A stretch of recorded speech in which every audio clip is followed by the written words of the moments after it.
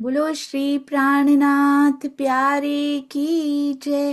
बोलो श्री सतगुरु महाराज की जय। पन्ना धाम की जय। सर्व सुंदर साथ की जय। आप सभी सुंदर साथ जी के धाम हृदय में विराजमान शोभायमान प्राण प्रियतम हृदयेश्वर प्राणधन आपके नूरी कोमल चरणार बिंद में कोटान कोट प्रणाम जी। आज 390वां दिन श्री बीतक साहिब चर्चा धाम माहे धनी अमे ऊंचू केम जोईसु, ये था विरहा रस के प्रकरण में। और इसका अर्थ क्या था सुंदर साथ जी? जब धाम माहे उठूंगी तो धनी के सामने अमे ऊंचू केम जोईसू, अपनी आंखें कैसे उठाऊंगी मैं सबके सामने। तो यहाँ सबको बिठाया गया। अब आंखें कैसे उठानी है जब यहाँ पे उठेंगे? अति अति अति सुंदर। ये देखिए सुंदर साथ जी, बहुत सुंदर श्रृंगार के साथ अति सुंदर छवि पिया जी की, श्यामा जी की युगल स्वरूप की कितनी प्यारी छवि। वाह Raj ji, a new touch has given to this स्वरूप। इस स्वरूप को एक नई सी, बहुत सुंदर सुंदर सा जी, मेरे पास शब्द नहीं मिल रहे हैं इस समय। और जब ये थंबनेल कल बनाया जा रहा था ना, तो ये पूरा बन नहीं पा रहा था। तो उन्होंने ऐसे चार चार सखियों को ऐसे बिठा रहे थे। मैंने देखा कितनी मेहनत तो चार चार करके यहाँ इकट्ठी करने में लग जाती है। तो सोचिए जरा राजी को कितनी मेहनत लग रही है सारी सखियों को इकट्ठा करके, चार चार भी नहीं, एक एक सखी को इकट्ठा करने में। और कुछ मेरे जैसी अभी भी ढीठ मानती ही नहीं है, बैठने को तैयार ही नहीं है धनी के चरणों में। पिया कितनी मेहनत कर रहे हैं सुंदर साथ जी। आइए उनकी मेहनत को सफल करें, क्योंकि आशिक की सफलता उसी में होती है कि मासूक प्रेम से भर जाए, तब उनकी सफलता है सुंदर साथ जी यहाँ इस माया में। आइए चलते हैं अति सुंदर अति प्यारी श्री बीतक साहब वालो विरह रस के प्रकरण से आगे चलते हैं। आपको पता है ना कौन लेकर आया था? ये कौन लेकर आए थे उनके पास मैसेज? कृपा राम जी लेकर आए थे। और तब उदयपुर के साथ के लिए लेकर आए थे मेहर बरसी, और उदयपुर में चल रहा उपद्रव शांत हो गया। 5 किरंतन करके फिर दाखिल किए कलाम, तब ही पहुंची हक को, हुई मेहर ऊपर इस्लाम, हुई मेहर ऊपर इस्लाम। आइए शुरू करते हैं जी। चर्चा प्रारंभ होत है, सुनो साथ चित दे। भजो राज श्यामा श्री प्राणनाथ, सखी जीवन हमारो ए। श्री महामति कहे साथ जी, भया चर्चा का वक़्त। अब तुम सुनियो चित दे। लाल आगे आए बैठे न तखत, लाल आगे आए बैठे न तखत। बोलो श्री प्राणनाथ प्यारे की जय। बोलो श्री सतगुरु महाराज की जय। प्रणाम जी सुंदर साथ जी। 5 किरंतन करके फिर दाखिल किए कलाम, तब ही पहुंची हक को, हुई मेहर ऊपर इस्लाम। कहते हैं उनकी प्रार्थना मूल स्वरूप श्री राजी द्वारा स्वीकार हुई, और परिणाम स्वरूप क्या हुआ? निजानंद की राह पर चलने वालों पर उनकी मेहर बरसी, उदयपुर में चल रहा उपद्रव शांत हुआ और सुंदर साथ को इसी प्रकार कष्टों से निवृत्त करने के लिए किरंतन ग्रंथ के 5 प्रकरण उतरे, जिन्हें तारतम वाणी में सम्मिलित कर लिया गया, शामिल कर लिया गया। कहते हैं राज्य को प्रार्थना स्वीकार हुई, उदयपुर का संकट भी टल गया। तारतम वाणी का प्रत्येक शब्द, ये याद रखना चाहिए, ये इंद्रावती जी के हृदय के भावों को कैसे राज्य ने आवेश से कहा, प्रत्येक शब्द श्री राज्य के आवेश से कहा गया है। श्री महामती जी ने स्वयं कहा है कि मेरी बुद्धे लुगा ना निकसे, एक लुगा भी मेरी बुद्ध से नहीं निकल सकता, एक अक्षर भी, इस वाणी का एक अक्षर भी मैंने नहीं कहा है। इसे कहने वाले तो स्वयं श्री राज हैं। श्री मुखवाणी धनिये कही। यदि श्री महामती जी ने अपनी ओर से कीर्तन बनाकर प्रार्थना की तो ये आवेशित ब्रह्मवाणी नहीं कहला सकती। जब श्री महामती जी ने आत्मिक रूप से, मूल स्वरूप से प्रार्थना की तभी वो स्वीकार हो गई, किंतु श्री महामती जी के भावों को शब्द रूप में श्री राज्य के आवेश ने ही व्यक्त किया, जो कीर्तन ग्रंथ के प्रकरण 36 से 41 में वर्णित है।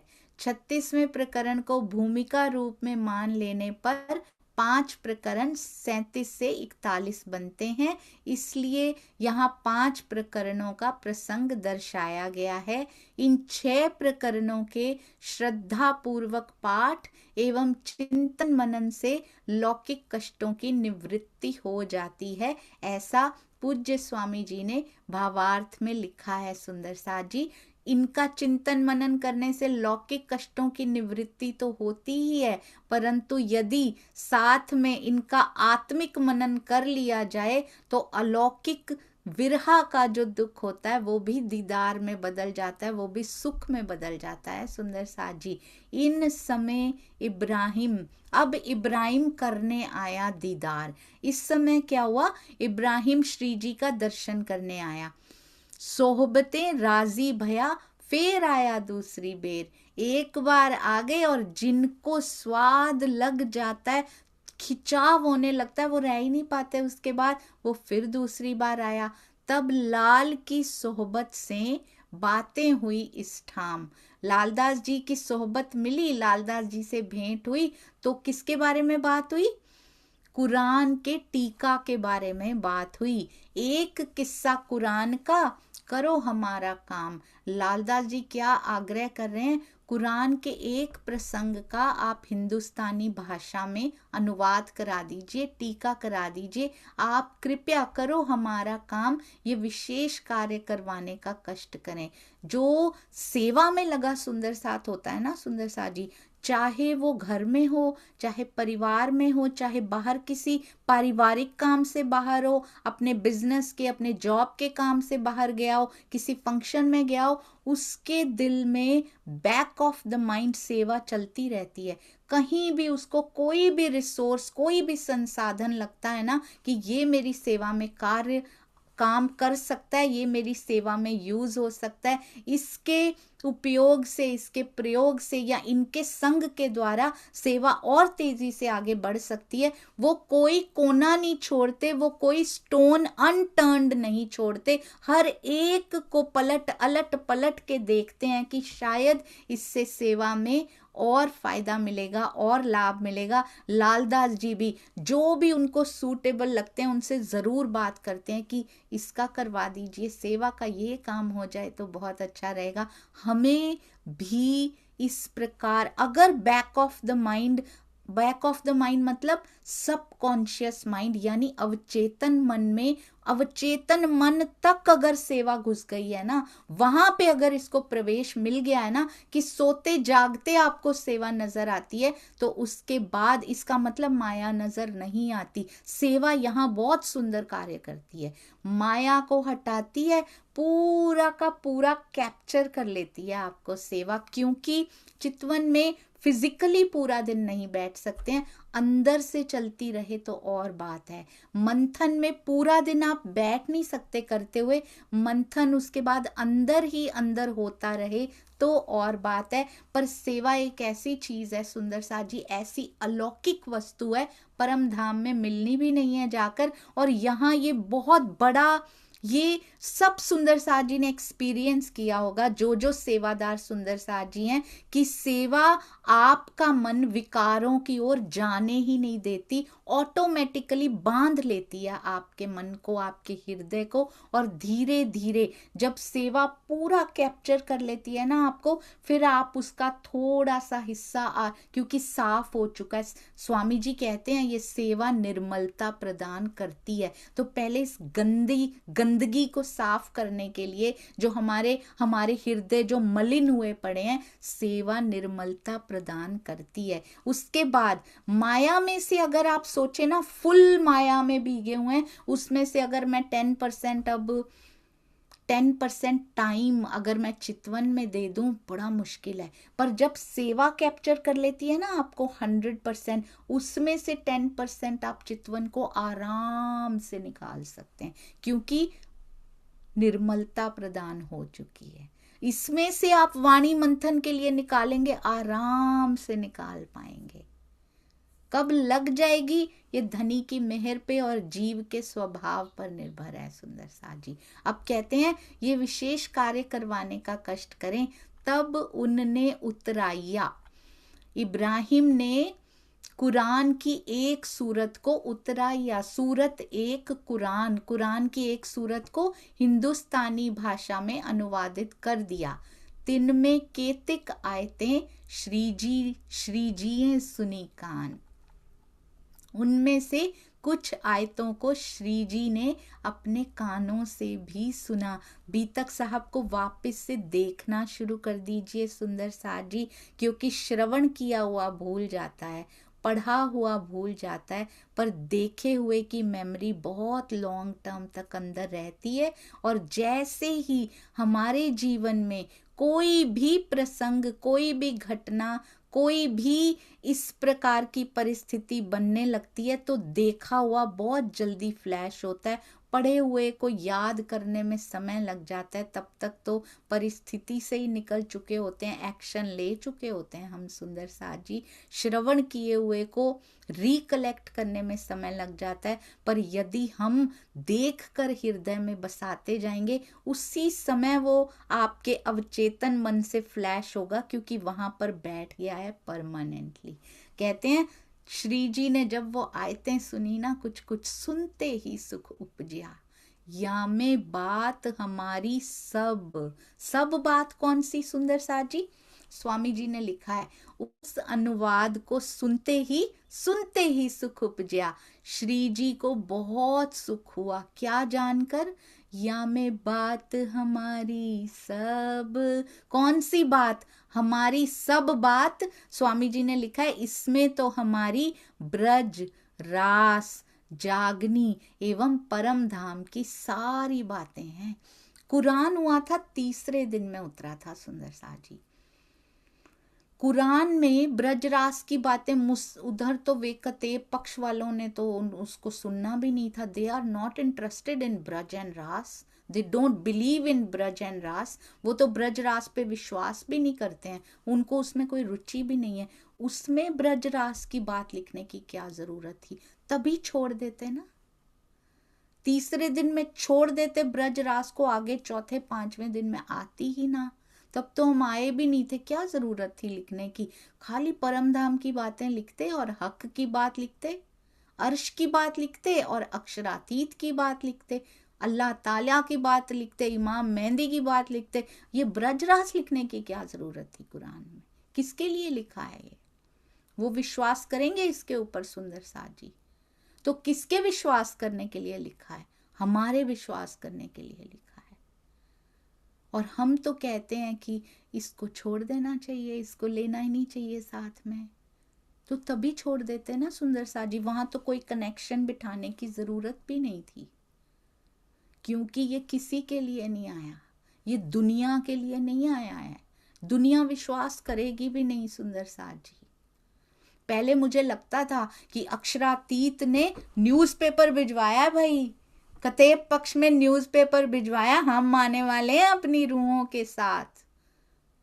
वो न्यूज़ पढ़ते ही नहीं, वो विश्वास ही नहीं करते उस न्यूज़ पे, वो उसको समझते ही नहीं। ब्रजरास की बात लिखी है, वो भाषा उनकी होते हुए भी वो उस भाषा को समझ नहीं पा रहे हैं। तो किसके लिए आया है? जिनको ये भाषा समझ में आएगी। तो ये केवल और केवल ये पेपर उसी के दिल में ही उतरेगा, न्यूज़पेपर, जिसके दिल में धनी की बैठक होगी। ये सारे दुनिया के धर्म ग्रंथ दुनिया के लिए आए हैं, दुनिया विश्वास कर रही है, उनको तो लास्ट मोमेंट पे तारतम्य मिलेगा और वो विश्वास करके चलेंगे अपने पछतावे की अग्नि की ओर और अखंड हो जाएंगे सुंदर साथ जी। उनके लिए इतनी मेहनत नहीं की जा रही है। मेहनत किसके लिए की जा रही है? अगर ऐसा ही लाना होता तो हर ब्रह्मांड में आ जाता ना, दुनिया के लिए ही मेहनत करनी थी तो, कि ऐसे अक्षरातीत होते हैं, ऐसे रूहें होती हैं। नो, इस बार हम आए हैं। पता नहीं कौन सी, जैसे खोजी बाई उसमें थी, कैसे विश्वास आता उनको सुंदर साथ जी। उन्हीं के कुरान में थी ऐसी बातें, उन्हीं के कतेब पक्ष में सब लिखा हुआ था। ये रूहों को खींचने के लिए है सुंदर साथ जी। हम यदि ऐसे घर में हैं तो हम कैसे कन्विंस करेंगे अपने घर वालों को? देखो तुम्हारे धर्म ग्रंथों में लिखा है कि मेरे पिया अक्षरातीत हैं। इसीलिए हर धर्म ग्रंथ में लिखवाया। क्या लगता है दुनिया को अनाउंस करने के लिए? दुनिया के अनाउंसमेंट के लिए यदि वो होता तो वो पहचान ना जाती, वो देर ना करते सुंदर साथ जी। फिर उनको तो लास्ट में तारतम देंगे कि सबको कवर कर लिया जाएगा। अभी मेहनत किस पे की जा रही है? अभी मेहनत सुंदर साथ पे की जा रही है। हरिद्वार में भी जाहिर होते हुए भी जाहिर नहीं हुए सुंदर साथ जी। कहते इतना सा बूंद बाहर छलक गई, बता नहीं रहे। ऋषि मुनियों को कहीं पता लग जाए ना, मांग लिया जिनको पता लग गया कि हमारे अंदर आके विराजना अक्षरातीत राजा मरु देवापी, और जाने कितने ऋषि मुनियों ने मांगा होगा। ये तो 2 के नाम बताए गए हैं, जाने कितनों ने मांगा होगा कि चलो देवचंद्र जी उनमें बैठेंगे, मिहिरराज जी उनमें बैठेंगे, रूहें भी तो बैठेंगी आकर, अंगनाएं भी तो तेरी बैठेंगी ना। पता नहीं कितनों ने तपस्या की होगी और ये आत्मा के सानिध्य का सुख इन जीवों को मिला होगा। हमारा जीव भी इतना निकृष्ट जीव नहीं है सुंदर साथ जी। उसको पशु योनि नहीं मिली है, उसको मानव की योनि मिली हुई है। ये भी कोई ना कोई तपस्या तो करके आया है, जो हम ये मिश्री की ईंटों का स्वाद ले पा रहे हैं। हर एक के बस में क्यों नहीं है? हर एक के भाग्य में क्यों नहीं है? हमें भी ऐसे निकृष्ट जीव नहीं दिए गए जो इतना विकारों की ओर नहीं जाते, छोटे छोटे विकारों की ओर जाते हैं। वो भी खेल है, उसकी ओर से भी पिया खींच रहे हैं। पर कोई मांस नहीं खाता, कोई पशु नहीं काटता सुंदर साथ जी, कोई शिकार नहीं करता, और ना ही मानव मन के शिकार हम करते हैं। जो गुनाह कर भी रहे हैं वो भी धनी जरूर प्रबोध कर रहे हैं। इस जीव का सौभाग्य है कि यहाँ जीवन रहते हुए प्रबोध किया जा रहा है इसको। जिसको लास्ट मोमेंट पे पता लगेगा उस पे क्या बीतेगी। मेरा पूरा जीवन बीत गया, काश मुझे पहले पता लग जाता, काश मैं पहले एक्शन ले पाता। अब तो जिंदगी खत्म हो गई। अब कहते हैं सुनते ही सुख उपजया, ब्रज रास जागनी परम धाम, चारों की बात की गई है उस समय पे भी। तो आप सुंदर साथ जी कैसे कनेक्ट करते हैं? आपने देखा है, रास में कनेक्शन किया, ब्रज से रास में गए। ब्रज अभी याद है क्योंकि परम धाम में नहीं उठे हैं, भूला नहीं है ब्रज हमें। परम धाम से होकर आ जाते हैं तो सब भूल जाता है हमें, क्योंकि वहां कुछ याद नहीं रहा। इस खेल का कुछ याद ही नहीं रहा। राजी चाहते नहीं थे याद रहे।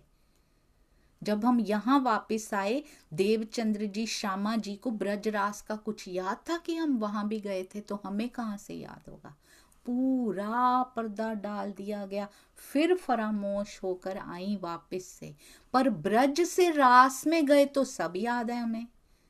ब्रज भूली नहीं है, हमें ताने दिए जा रहे हैं कि अरे पति को छोड़ के आ गई, जवाब भी दे रहे हैं उनके सारे सुन सुन के, क्योंकि याद है पूरी ब्रज भूली नहीं है कि अभी अभी तन छोड़ के भागती हुई आई हैं हम, तड़प तड़प के पहुंची हैं यहाँ पे, सब याद है।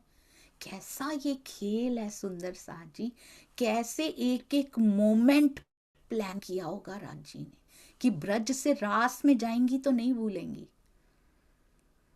पर फिर रास से परमधाम, परमधाम से वापस जाएंगी तो फिर सारा ही भूल जाएंगी, ना ब्रज याद रहेगा ना रास, बल्कि कहेंगी हमें क्या लेना देना उन लीलाओं से जो इन्होंने खुद ही की होंगी, कहेंगी हमें क्या लेना देना उनसे।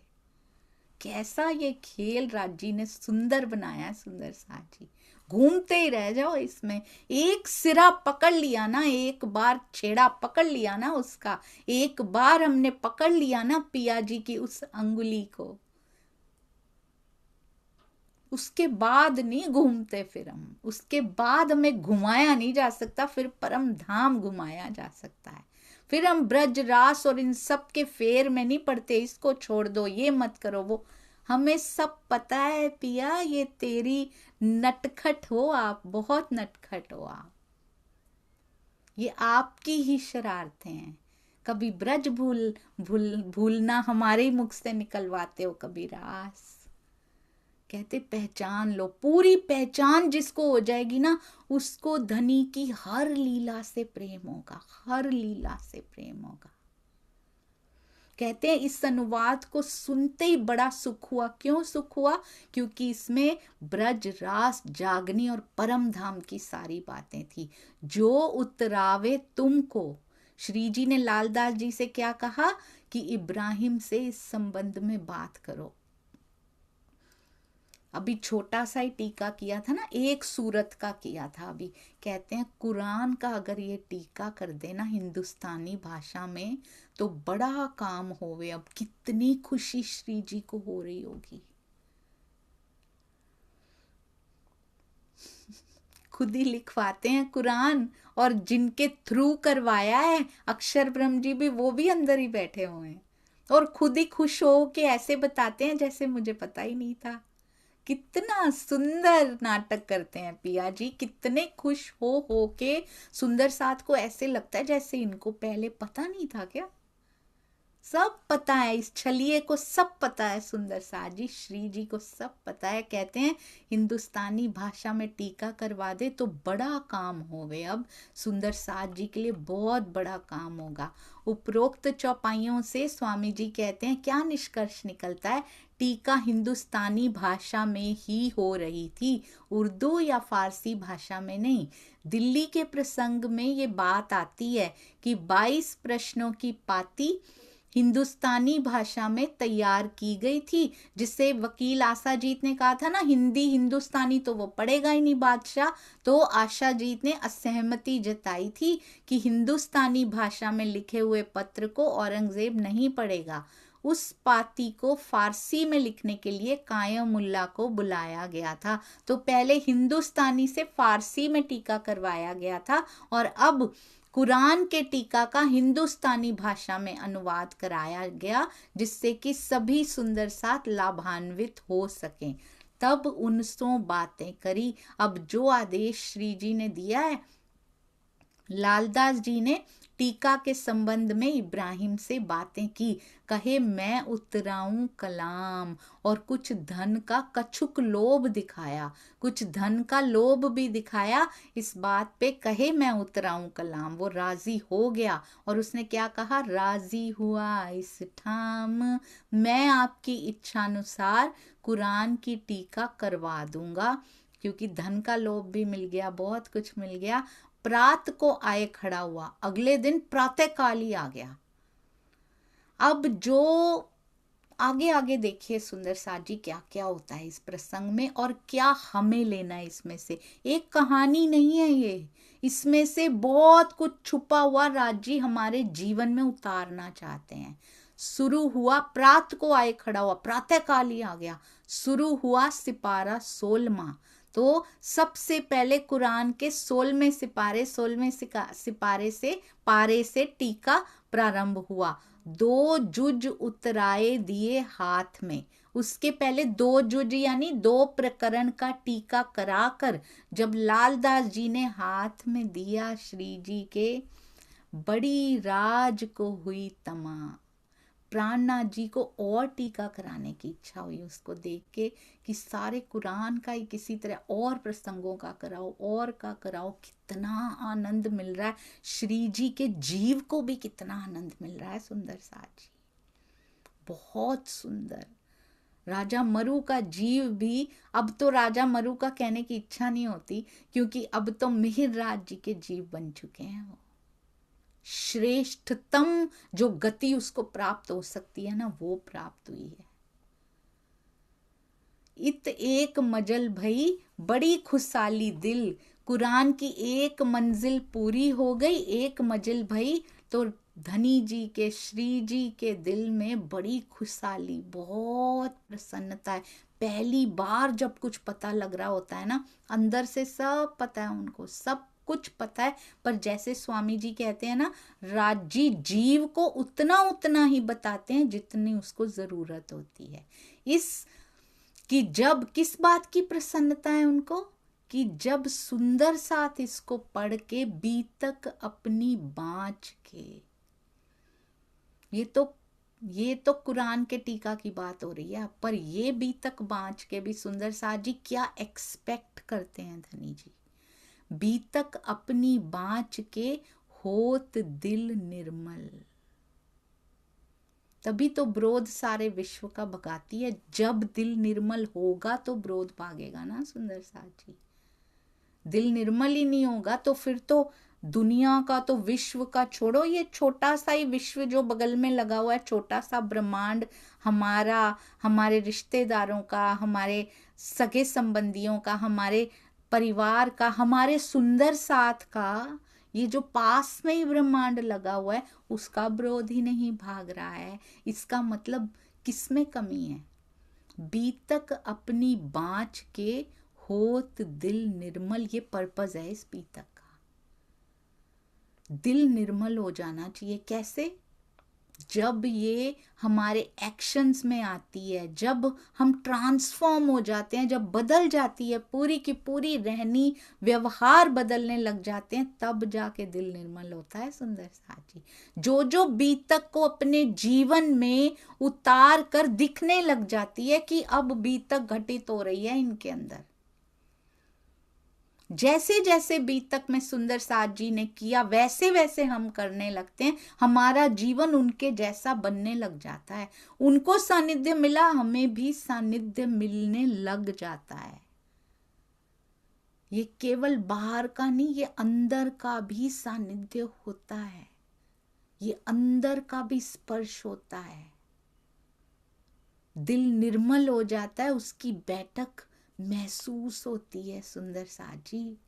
कहते हैं कुरान के प्रति क्या होगा, क्यों खुश हो रहे हैं कि जब सुंदर साथ जी बीतक अपनी बाँच के इसको पढ़कर परम धाम, ब्रज, रास, जागनी में घटित होने वाले प्रसंगों को देखेगा तो कुरान के प्रति सुंदर साथ जी का मन इस संदर्भ में संशय रहित हो जाएगा कि ये केवल मुसलमानों का ग्रंथ नहीं है, ये इसमें अक्षरातीत पर ब्रह्म उनकी बातें लिखी हैं, उनकी अंगनाओं की, ये हमारे हैं, सारे ग्रंथ हमारे हैं सुंदर साथ जी। केवल कुरान ही क्यों, बाइबल भी हमारा है, गुरबानी भी हमारी है, सब जगह बुल्ले शाह जी भी हमारे बारे में ही बात कर रहे हैं। कहाँ की अवस्था की बातें कर रहे हैं वो, किस प्रेम की बातें कर रहे हैं। कहते हैं हर कोई, अब आप चाहे ब्रह्मवाणी सुना लें, हर जीव, मुझे कल ऐसे एक आंखों के सामने एक कहानी सी आई तो मुझे लगा कितना राजी ने सिंप्लीफाई करके समझा दिया इसके थ्रू कि कृपा माफक करनी और करनी कृपा माफक और कृपा माफक करनी।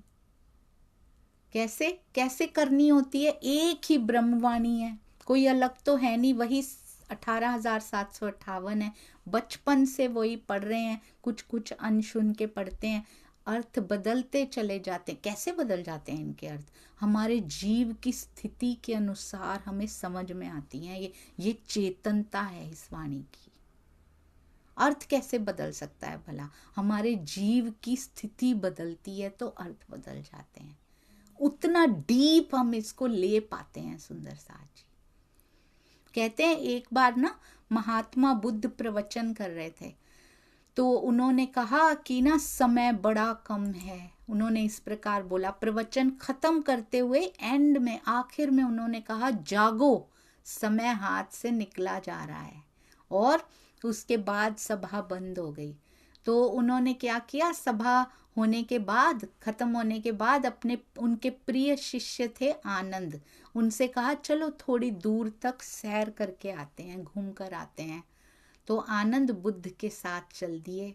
अभी वो जहाँ पे सभा हो रही थी उसके मुख्य दरवाजे तक ही पहुंचे थे कि एक किनारे पे रुक के ना खड़े हो गए। प्रवचन सुनने आए जो लोग थे वो एक एक करके सभागृह में से बाहर निकल रहे थे, इसलिए थोड़ी भीड़ हो गई थी, तो वो एक किनारे पर रुक गए। अचानक एक स्त्री बाहर निकली, गौतम बुद्ध सामने ही खड़े थे, उनके पास आई। उन्होंने पता क्या कहा, महात्मन, मैं नर्तकी हूँ।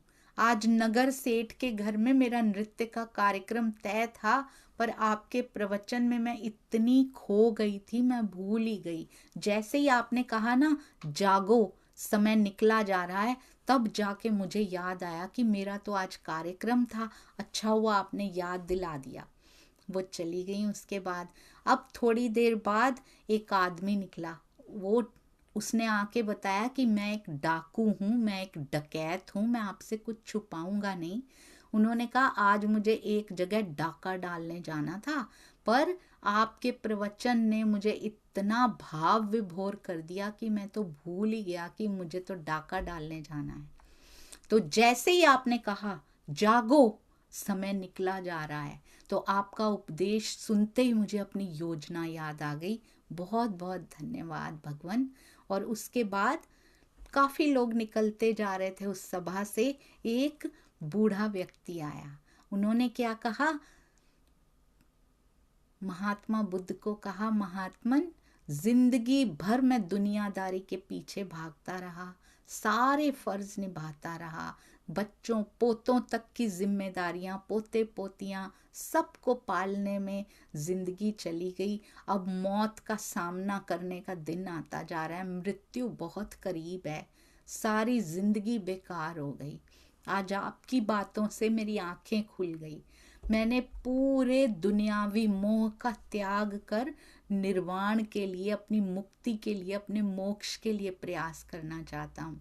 जैसे ही आपने कहा, जागो, समय निकला जा रहा है, तो मेरे मन में यही आया कि मेरी उम्र निकल गई, मेरा समय निकलता जा रहा है, अब मुझे समय व्यर्थ नहीं करना। सब लोग चले गए तो बुद्ध आनंद से बात करने लगे। कहते, देखा, प्रवचन तो मैंने एक ही दिया था, हर किसी ने अलग अलग अर्थ निकाला, उसका अलग अलग मतलब निकाला। जिसकी झोली जितनी बड़ी होती है ना, वो उतना ही समेट पाता है। आपने देखा सुंदर साथ जी, करनी हम अपने हिसाब से करते हैं। एक ही चर्चा सुन के असर अलग अलग होता है, एक ही वाणी पढ़ के असर अलग अलग होता है। क्यों?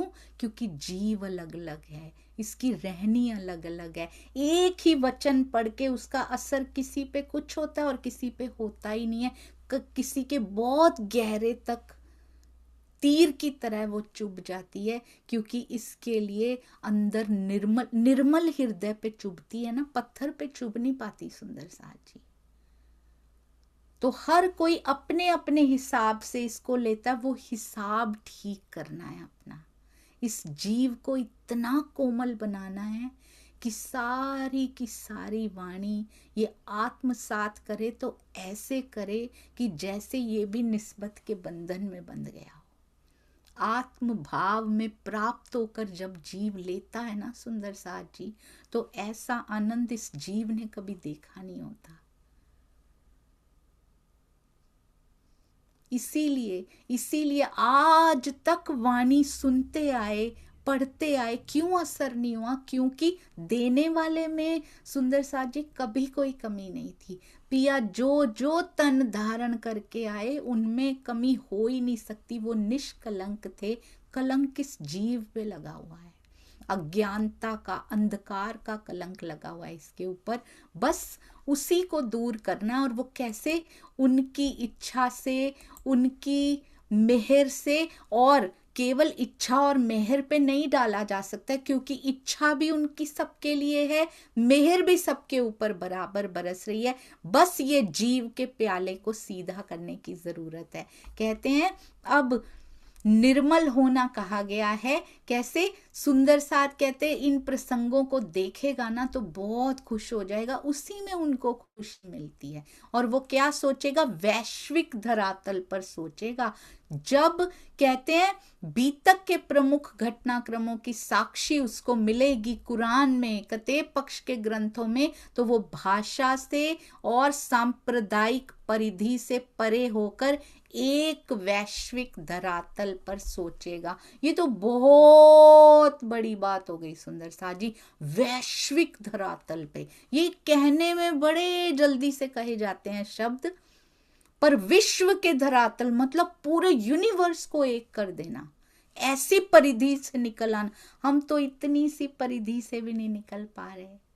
बातें बड़ी बड़ी और व्यवहार में छोटी भी नहीं। ये कैसी विडंबना है सुंदर साथ जी। कभी कभी ऐसा लगता है हम कितनी आसानी से बोल जाते हैं, विरोध सारे विश्व का, भागत इन बीतक। गलत तो नहीं लिखा होगा, बिल्कुल सही लिखा होगा, क्योंकि महामती की छाप दी गई है बीतक को। बिल्कुल सही लिखा होगा। हम गलत क्यों लेते जा रहे हैं इसको? हम इसको प्रूव क्यों नहीं कर पा रहे दुनिया के सामने? क्योंकि हमारा व्यवहार प्रूवन नहीं है।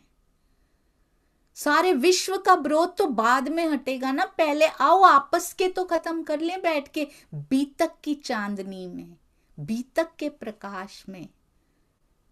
आइए इकट्ठे हो जाएं सुंदर साथ जी। चौथे दिन से शुरू हुई थी लीला, आज तक सेम टू सेम ही चलती जा रही है। कब खत्म होगा ये?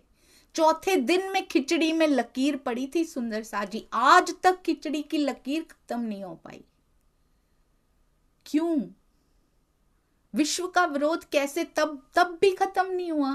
क्योंकि हमारी खिचड़ी की लकीर खत्म होगी तो विश्व को एक करेंगे। विश्व हंसेगा हमारे ऊपर कि ये छोटी सी लकीर खुद की तो दूर हो नहीं पा रही, हमें क्या एक करने आए हो तुम? वैश्विक धरातल पे सोचना, शब्द बहुत बड़े हैं, बहुत भारी हैं सुंदर साथ जी। पहले छोटे पे तो खरा उतर के दिखा लें हम। एक ही उपाय है, बीतक की रोशनी में, बीतक की चांदनी में आइए रहनी को अपनाएं, सबसे प्रेम करें सुंदर साथ जी, सबसे प्रेम करें। एक ठौर रात को बंगले उतारत हैं कुरान। रात के समय बंगले में एक स्थान पे टीका हो रहा था, उतारत हैं कुरान। लाल इब्राहिम बैठत, राज पासे पौढ़े सुने कान। बड़े सुंदर शब्द हैं ये सुंदर साथ जी। लालदास जी और इब्राहिम बैठे थे और श्री जी पास में लेटे लेटे पौढ़े सुने कान, टीका को सुनते जा रहे थे। देखा आपने? श्री राज पौढ़े हुए हैं, देखा आपने? पूरा दिन ये उनका पोज जो है ना, जैसे वो पौढ़े हुए हैं, वो दिल से निकलना नहीं चाहिए। उतरावते एक सुकन। अब देखिए, जो धन की लालच में आते हैं क्या होता है? अल्टीमेटली क्या होता है? जो प्रतिष्ठा की लालच में आते हैं, जो नाम की लालच में आते हैं, जो धन की लालच में आते हैं, क्या होता है? कभी ना कभी फूट जाता है। उतरावते एक सुकन, टीका कराते कराते इब्राहिम ने एक प्रसंग पढ़ा इब्राहिम ने, ये तो कोई रावसी कलम मारी उनने। कहते ये तो कोई रावसी यानी राह से भटका हुआ था, कोई राफजी था, उन्होंने ऐसे लिख दिया, कलम मार दी है। अपने ही कुरान को कह रहे हैं। कहते हैं वो कट्टर सुन्नी मुसलमान था। भावार्थ में स्वामी जी सारा क्लियर कर देते हैं कि पूरा समझ में नहीं आया होगा, कहाँ कहाँ की रिसर्च, कहाँ कहाँ की खोज, क्या कौन कौन सा ग्रंथ है।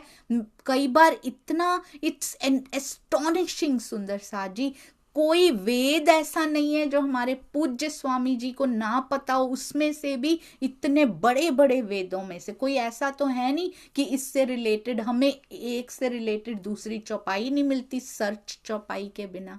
और स्वामी जी को वेद में भी पता है कि इससे रिलेटेड बात कहाँ पर लिखी हुई है। ये कोई छोटी बात नहीं है सुंदर साथ जी। उम्र बहुत छोटी उम्र से ही मैंने उनको देखा है। स्वामी जी शायद 16-17 साल के हुआ करते थे, तब से उनके मुख से ये बातें निकलती हुई सुनी है मैंने। ऐसा नहीं है कि आज आ गए हैं उनको वेद। कितनी कठिन तपस्या उन्होंने की, जीव को कैसे तपाया, कैसे गलाया है सुंदर साथ जी। केवल ऐसे ही नहीं हिमालय पे जाके बैठ गए, अध्ययन भी किया है। और जब पिया उड़ेलते हैं ना उसके बाद फिर तो कोई कसर कोई कमी रहती ही नहीं है। कहते हैं ये सुन्नी मुसलमान था, क्या कहने लगा, ये कोई राफजी शिया मुस्लिम का लिखा हुआ है जिसमें उसने सुन्नी को खारजी के रूप में लिख दिया है। आधुनिक युग में इस्लाम में 2 संप्रदाय प्रचलित हैं, शिया और सुन्नी। शिया वर्ग सुन्नियों को इस्लाम से बहिष्कृत यानी खारजी मानता है, और सुन्नी संप्रदाय शियाओं को राफजी यानी कि राह से विमुख हुआ मानते हैं। प्राय भारत, पाकिस्तान, बांग्लादेश इत्यादि देशों में दोनों ही समुदायों के लोग एक दूसरे को मार काट कर संतुष्टि अनुभव कर रहे हैं। क्या यही धर्म है? जबकि इस्लाम का आशय तो समर्पण से है। मुझे तो वो दोनों दिखाई नहीं दिए इसमें सुंदर साथ जी, मुझे तो अपने ही दोनों दिखाई दे रहे हैं।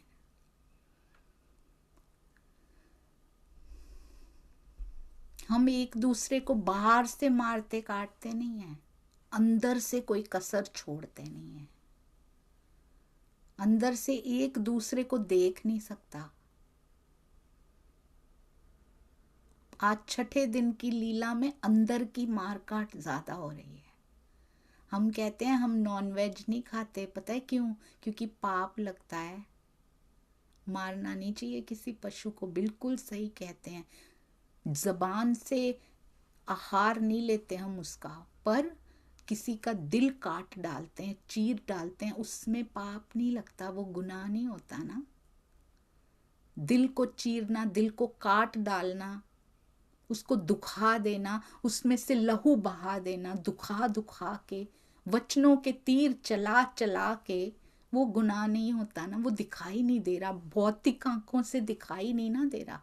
इसलिए कभी कभी मुझे लगता है जब किसी का दिल बहुत दुख जाता होगा, उस समय यदि वो डॉक्टर से चेक कराए तो कैसी पल्पिटेशन उसमें हो रही होगी, कैसे वो सिकुड़ जाता होगा, कैसे सांस आती होगी उसमें से, कैसे कैसे रक्त संचार वो भेज रहा होगा पूरे शरीर को, कितनी दर्द हो रही होगी। क्या वो दर्द दर्द नहीं है सुंदर साथ जी? वो तो डॉक्टर भौतिक आंखों से उनसे भी देख पाएंगे, सूक्ष्मदर्शी से देख पाएंगे। मन को तो किसी ने देखा भी नहीं है। जब मन टूट जाता है, मन को तो कोई भी कैप्चर नहीं कर पाया आज तक। टूटा हुआ मन कहाँ से कैप्चर करेंगे? पर वचनों से तोड़ देते हैं। कुछ वचन कहे कुछ अनकहे रह जाते हैं, दिल से तोड़ाया करते हैं, अंदर की वाइब्रेशंस भेज देते हैं। क्या इससे गुनाह नहीं लगता सुंदर साथ जी? इसमें लिखा, क्या यही धर्म है? एक दूसरे को मार काट कर संतुष्टि अनुभव करना, क्या यही धर्म है? क्या मार काट केवल बाहर से ही होती है या अंदर से भी होती है? एक दूसरे के प्रति कटुता रखना भी तो यही है ना सुंदर साथ जी। हम सुंदर साथ, हम ब्रह्मांगना, ब्रह्म के प्राण हैं हम। क्या हमें ये शोभा देता है? हमें तो बस प्रेम शोभा देता है सुंदर साथ जी। हमारी रहनी पे तो प्रेम ही फबता है। कहते हैं ना, ये कपड़ा तुम पे बड़ा सुंदर लगता है, इस पे प्रेम का वस्त्र और श्रृंगार बहुत सुंदर लगता है। कटुता बिल्कुल सुंदर नहीं लगती। कटुता का कलर हमें सूट ही नहीं होता सुंदर साथ जी। प्रेम का रंग बहुत सुहाता है आत्मा को, और जिस जीव को आत्म भाव में प्राप्त होना होता है ना, उसको भी ये रंग बहुत सुहाता है। तब श्री जी ये कया फेर के पढ़ो सुकन। श्री जी ने कहा, अच्छा ऐसे कह रहे हो कि ये किसी राफजी किसी राह से भटके हुए ने कलम चला दिए, जरा फेर के पढ़ो, कौन सा प्रसंग है, दोबारा पढ़ो इसको। ये तुम क्या कहा? कहते हैं ये क्या कह रहे हो, किसी ने कलम चला दी है, फिर हमें सुनाओ कानन, मुझे पुनः सुनाओ उन वचनों को। तब कया इब्राहिम ने, जो सुन्नी मुसलमान मोहम्मद की उम्मत के अर्जी ना पहुंचे कान। अब इब्राहिम ने क्या कहा, जो उस पर अटूट ईमान रखने वाले मोहम्मद की उम्मत के सुन्नी मुसलमान हैं, उनकी अर्जी अल्लाह ताला बिल्कुल स्वीकार नहीं करते हैं। ये बहुत ध्यान से सुन लीजिएगा सुंदर साथ जी, कौन सी अर्जी स्वीकार नहीं करते हैं और कौन सी अर्जी स्वीकार हो जाती है, ये हम कल करेंगे। बहुत सुंदर, वो कहते हैं ये किसी ने ऐसे ही कलम नहीं चलाई, ये बिल्कुल सही लिखा गया है। हमारी अर्जी स्वीकार नहीं होती है, पर कौन सी स्वीकार नहीं होती है? मांग मांग के ऐसे ही बेशर्मों की तरह मांगते रहते हैं, पर स्वीकार नहीं होती है। क्यों नहीं होती, कब नहीं होती, कैसे नहीं होती? हमारे यहाँ के सुविधाओं के लाड पालने लाए हैं क्या राज जी यहाँ पे सुंदर साथ जी? बोलो श्री प्राणनाथ प्यारे की जय, बोलो श्री सतगुरु महाराज की जय, पन्ना धाम की जय, सर्व सुंदर साथ की जय। प्रणाम जी सुंदर साथ जी, आपके धैर्य को प्रणाम, आपकी पेशेंस को बहुत बहुत प्रणाम। धर्म का पहला लक्षण धैर्य, तो बीतक साहब के मैंने कल देखा 500 वीडियोस, उसमें रील्स एवरीथिंग मिला के कल मैंने देखा इतने आ चुके हैं, और मेरा सुंदर साथ पास में बैठा हुआ था तब से। वाह राज जी, कई बार वो नंबर देख के ऐसा लगा मुझे, इतना धैर्य, इतनी पेशेंस, इतना सहयोग, इतनी सेवा। आप सबके चरणों में कोटि कोटि प्रणाम, क्योंकि आपकी वाइब्रेशंस, आपकी किरणों के बिना ये सब कुछ अधूरा है। पिया जी की मेहर, सतगुरु का आशीर्वाद और आपकी वाइब्रेशंस और ये वाणी मिलकर ही, सब कुछ मिलकर ही संभव हो पाता है। आपके बिना भी अधूरा है। चरणों में कोटि कोटि प्रणाम जी। कितनी माफियां भी दे दी आपने, कितनी गलतियां हुई, कितनी बार माफ किया, कितना प्रेम दिया, कितना बल दिया, कैसी कैसी परिस्थितियां बनी, पर सुंदर साथ जी ने कभी टूटने नहीं दिया। कौन कहता है राज जी दिखाई नहीं देते? सुंदर साथ के रूपों में वो दिखाई देते हैं। प्रणाम जी सुंदर साथ जी। सेवा वाले सुंदर साथ का खूब खूब आभार।